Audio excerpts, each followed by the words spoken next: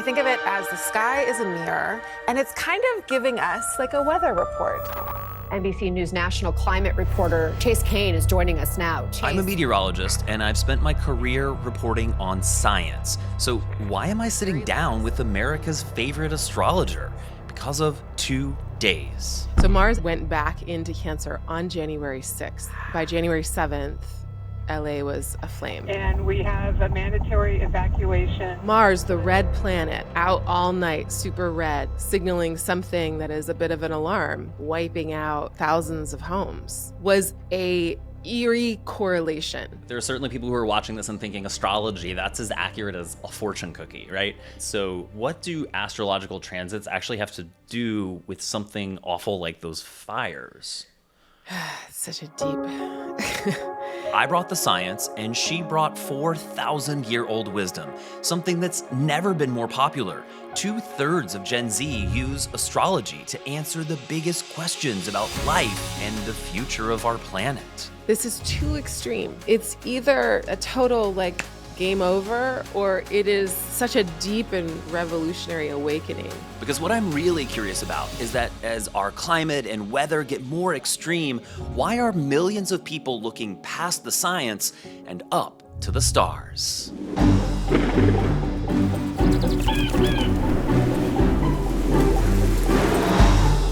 Chani Nicholas, beloved astrologer, I am so excited for this conversation. Yeah, thanks so much for having me. But I want to start with just some basics. 12 zodiac signs, most people probably only know their sun sign. Yeah. And I was surprised to learn that astrology has been used by humans for more than 4,000 years, maybe even longer than that. I mean, from ancient Babylon, Greece, Rome. There is astrology found in cathedrals across Europe. There were several popes that were known to have used astrology, and even more recently, like President Ronald Reagan, Lady Gaga, Princess Diana, the wealthy banker J.P. Morgan. So humans have relied on this for a really long time. Help me understand the connection between Earth and the other planets in our solar system. It's a great question. I mean, astrology is Earth-centric, right? So it's about how our solar system looks from our vantage point, which is not at all correct, quote unquote. If you were actually looking at us all from space, we would look very... You mean we're not the center of the universe? It's so weird. It's actually like a fundamental problem with human beings and how we view ourselves and everything else. We're just like this tiny little speck of dust, and everything's rotating and moving, and it's not like Earth is static and everything's moving around us, but that's how it looks. And so that's how we are interpreting things. And astrology incorporates all of that. How anything looks in the sky at any given moment has a meaning. It might not be the most important thing, but it is all has like a nuanced part of interpreting the meaning of the moment. So if you think of like ancient peoples, when they were always in relationship with the natural world, that was what they had. They didn't have cute little iPhones. They didn't have, electricity for a long time. And so what we had was the natural world. And so we were in a conversation with it. We were trying to figure out if there was meaning to it. And so when the original astrologers were doing their thing, they were assigning qualities to the planets because of how they appear and because of their cycles. So Mars being the only planet out there that is red seemed like a warning sign. And so Mars being the red planet is often a signification of something that is hot, bothered, challenging, sometimes a lot about conflict. And it is a planet that will at some point spur us into action. And so that is a signal. And again, to think of how it appears in the night sky, it's a signal that there's like an alarm going off. And in the sign of Cancer, Mars is pointing to things that are about family and home and security. So speaking of Mars, a lot of astrologers have made a big deal about something that I will never forget. Been covering the fires in Pacific Palisades all afternoon and evening, and January 2025, the Palisades and Eaton fires tore through Los Angeles, and that was connected to Mars. Walk me through that. So Mars entered Cancer. It went back into Cancer on January 6th. Now, by January 7th, LA was aflame. a historical Black community being wiped out, a community of immigrants, of brown folks, of Black folks that have been systematically kept out of the housing market. That were able to buy houses in Altadena, like generational wealth had been built. Like it was a very specific community. And then at the same time, you saw the Palisades also be wiped out. Excessively wealthy, mostly white community be wiped out in the same way. But in the moment where the fire's coming, you're human and you need other humans and you need your neighbors and you need someone to knock on your door and say, pack up your stuff and get in your car now. This is the time to leave. So Mars, the red planet, out all night, super red in the sky, signaling something that is a bit of an alarm or a lot of an alarm. In the sign of Cancer, that is about home and family and belonging and security, wiping out thousands of homes, was a eerie correlation. Now, I am a deep lover of science. I believe in climate catastrophe that we're living through, climate crisis, climate change, if you want to call it that. I believe that it's man-made. I believe that we humans have very dwindling opportunity, probably like 15 minutes or so on the world clock, to change this and to impede the disasters that we are living in. So I'm never saying that the planets make things happen at all. How I use astrology is that it is a map or a mirror, and it's often giving us a reflection of something that is happening on Earth, or I think it's always giving us a reflection of the quality of time that we're living within. And it's up to us what we do with that information. It's up to us what we do with those moments. But when these big things happen, either positive or really challenging, as an astrologer, I look to the signs that I have, the text that I have, which is the planets, and I see, what's the correlation here? And oftentimes it's something as startling and as specific. So what other specific events or disasters have these strong ties to Mars transits? Yeah. So when the smoke from the massive wildfires in Quebec rolled into New York City, something also like, what is going on? It felt like I was actually here in New York when it happened. It was another one of those moments that felt really apocalyptic. The fire wasn't even here, and we were covered in smoke. That was also Mars was in Leo, a fire sign, and it made a square, so a really hard friction-based aspect to this planet Uranus, and that's a planet of upheaval and change. And when those two planets come together in certain formations, that's a red flag moment in the year for me. Like I will circle that and be like, okay, this looks unsettling, because Mars is a planet that pokes at things and overheats.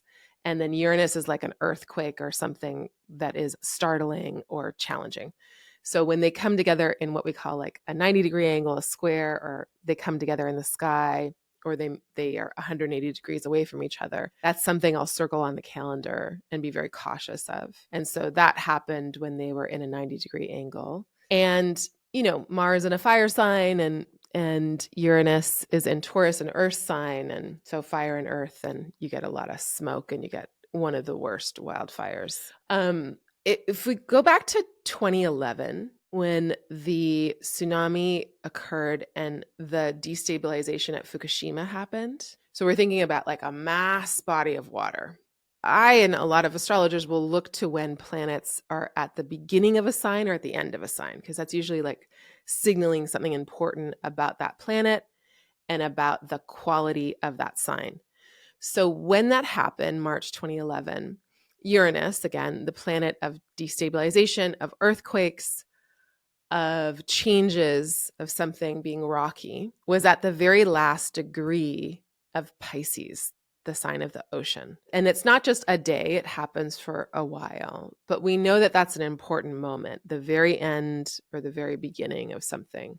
That will only happen, that signature will only happen once every 84 years, because that's how long it takes for Uranus to go through the zodiac. So when that happened, that planet was at that very last really critical degree, and we had an earthquake and then tsunami and then the destabilization of a nuclear plant and all of what that means.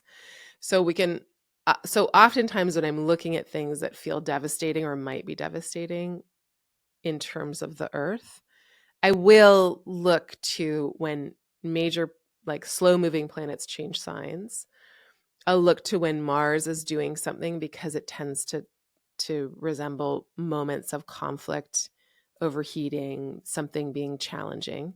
And then especially when Mars and those planets are in relationship. It's not the only thing I'll look at, but those are unfortunately have been in recent years reliable kind of notes about when to look for something that might get set off, might be like a little bit of a domino effect. But again, the context that we're living within is that we have a shared reality of we're living in a unprecedented time for climate disasters because of the imprint that humans have made upon the environment.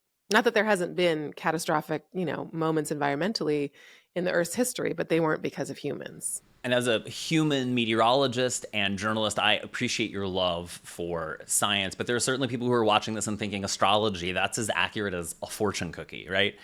But for me, my curiosity began with the sun and the moon and how they impact the Earth. I mean, the biggest, most powerful force on our planet is our oceans. And the oceans get pushed and pulled back and forth every day by this tiny little rock, the moon. And there's research that shows that a full moon can change the behavior of animals and of people. So is the moon maybe a more scientific doorway for people who aren't so convinced?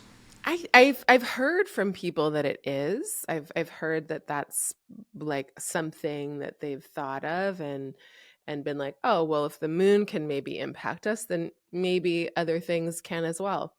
And if you venture into the realm of like any kind of field of science, you know that everything is impacting everything else. That if I observe you, I change you. If I observe water, I have an impact. So if you are thinking holistically, it's not such a stretch that the ways in which planets move around us or that we're moving together would have some sort of impact on us. You could think of it like that, like just kind of be curious about it, I guess.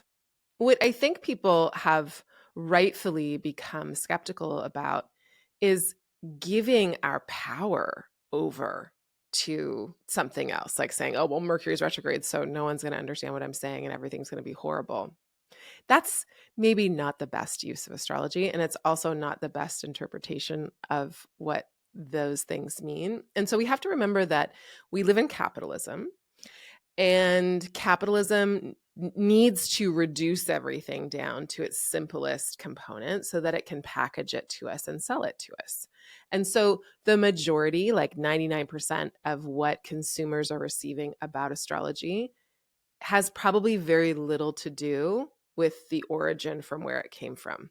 So when I go to astrological conventions, which are as ridiculous and funny and amazing as you'd think they are, very like best in show kind of Okay, great scenario. movie. So now I understand exactly what it's like. I mean, are there like Jennifer Coolidge characters there? Likewise, I'm sure.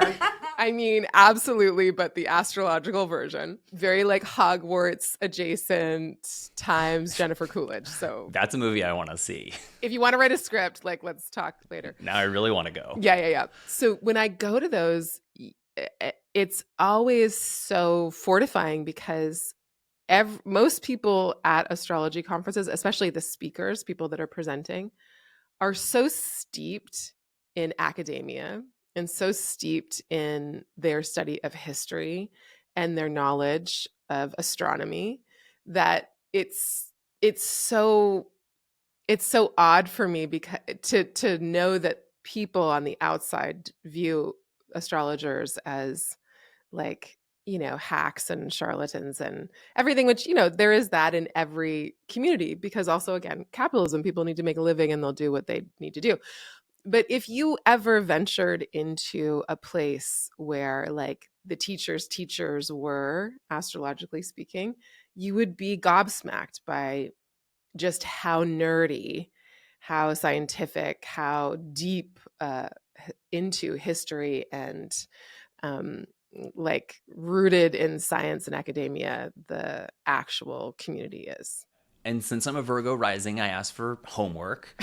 And you recommended that I do some research into the Thema Mundi. Thema Mundi, yeah. Thank you. So it's a Latin translation of this Yes. Greek word, Yeah. phrase that means origin of the cosmos, and this is thousands of years old? Yeah. When we talk about, so it's an ancient astrological teaching tool, and it's said to be the astrological chart of the soul of the world, the soul of the cosmos. And so it is this really brilliant mechanism. It's a piece of technology. And so you can think of it as the chart of the soul of the world. You can think about it as the origin chart. But it's also something that as you study it, it kind of like an encyclopedia, like opens up kind of like an accordion. And you're like, oh, this means this because of this. And so it's a philosophical piece of technology that teaches you about the qualities of each planet and each sign and the aspects that they make to each other and why the reasoning of astrology is the way it is. And it's a way of ordering our knowledge and kind of ordering the cosmos in a way into this really elegant system that can be used by anybody and is as deep as you want to go with it and can be also reduced to something that's very practical and applicable when you're approaching like, what does it mean to have this planet here doing this thing? But correct me, this is not something that an astrologer would use to like predict events that would happen to the Earth. This is more of like a guidebook to the other planets in our solar system. Yeah, so it will teach you why Mars will give you a hard time or why Saturn will give you a hard time or why Jupiter will bring blessings or why Venus will signify what it signifies. So we get some of our reasoning from it, planets' relationships to each other, planets' relationships to their qualities, like why their qualities are harsh, why their qualities are beneficial, what to do with them. And then also planets' relationships to different signs and why what is the origin of the reasoning for, like right now Mars is in Cancer as we're talking. And so that signals to me as an astrologer, like, oof, that's going to be a hard time. It's going to feel like there's inflammation in the system. And again, something that pokes at the things that we most want in order to feel secure and safe. So that chunk of time to me as an astrologer is like, that's a red flag. Red flag. Okay. Red planet, Mars. I actually want to go back to the LA wildfires for just a minute, because what do astrological transits have to do with something awful like those fires? Yeah, they don't. The fires are on us. Like we live in a world that is really addicted to war, and we know that dropping bombs is directly linked to climate catastrophe. Not only is it devastating on a humanitarian level, on a soul level, but it's devastating to the environment to drop all of those thousands and thousands of pounds of bombs, and then to also deal with just the reverberations of that. And then we're addicted to oil, and we're addicted to plastics that's made from oil, and we are, giving money to people, like our taxes go to subsidize many, many evil things that make us sick and make the earth sick and degrade the environment. So that's the reality, that's our shared reality. That's where we're starting from. And so when I see like, oh, Mars is going to do something harsh, I'm often thinking of what environmental situation is going to occur because of the conditions we already live in. If you and I, like, say we're living in a parallel universe and there's no climate catastrophe there, then a really hard Mars transit might just be like a little bit more of a tough time. Like it might be like a natural drought or a naturally challenging fire season, because we're supposed to have fire. We're supposed to have droughts. Like these things are sick. Like there is like okay, there's some of this is supposed to happen, but not like this. not to this kind of level of devastation. Or, like if we were living in a world where we were in relationship with our earth and environment and each other and the planet, and we wanted to engender and foster life, then hard astrology would be really different. But because we're not, when the hard astrology comes, it's like, okay, well, what's the scenario that's going to match this, given the fact that we are in maybe one of the, in recent history, like the most exceptionally challenging moments. Chani, I am learning so much here, but I'm really thinking about the connections here on Earth. I mean, we call her Mother Nature. She gives us life. So how might astrology help us repair these relationships, broken relationships with one another and with our own planet? Such a deep... I mean, we really have to also grapple with what misogyny and has wrought, what the hatred of the earth, or the extraction, the relationship based on extraction from the earth is no different than the relationship based on extraction between what we're seeing now between the state and the bodies of people that can conceive and give life. And so it's just like it's a mirroring that is really quite clear. And so as we see this ratcheting up of drill baby drill and the disillusion of anything that tried to even pathetically keep us in check environmentally, we also see the disillusion of anything that's going to be close to reproductive rights and healthcare.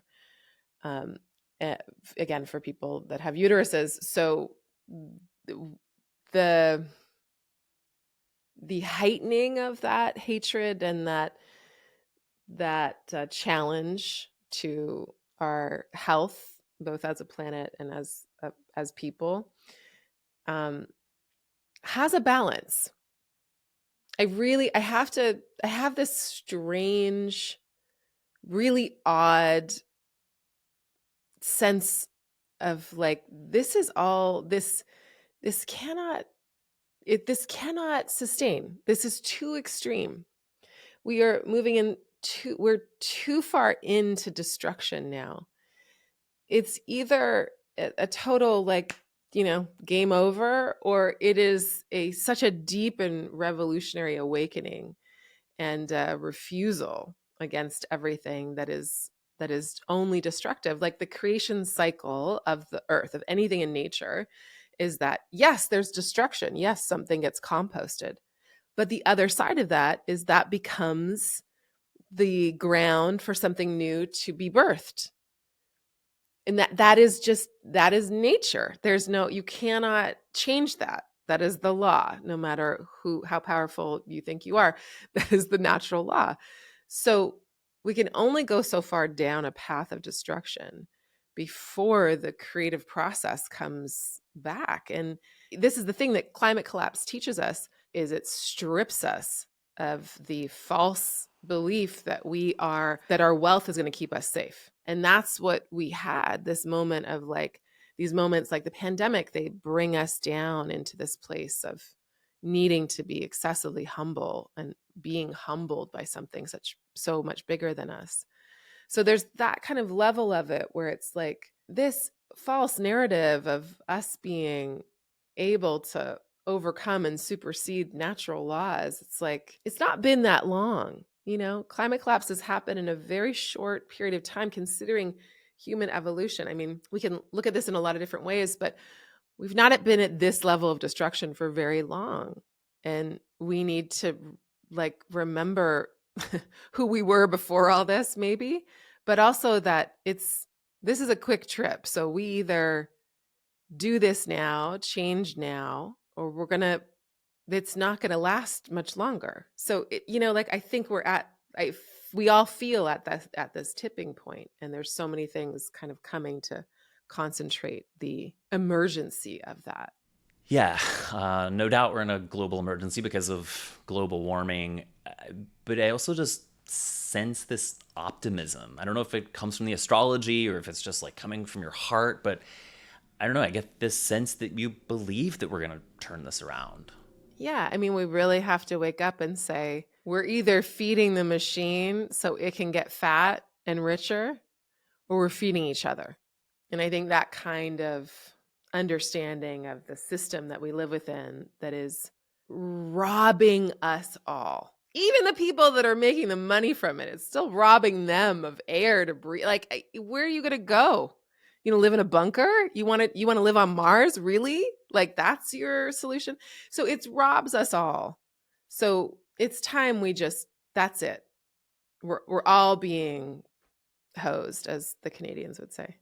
And I'm very much Team Earth. I mean, Mars doesn't have mountains covered with forests and rivers and lakes and beaches and birds chirping. I don't. Not on Mars. Yeah, I'm good here. This is the most beautiful, luscious, gorgeous, exquisite, eloquent, system, planet that we know of. And like, we have it all. We have everything. And it's time we just say no to it all being stolen and destroyed. Chani, what a perfect note to close on. I really appreciate your insight, your time, and your wisdom. Thanks, Thank you. Chase. Yeah, thanks so much for having me. I really hope you enjoyed this conversation. And while you're here, tell me what other interviews or stories you might like to hear. Put those down in the comments and watch one of these videos because you might like them too.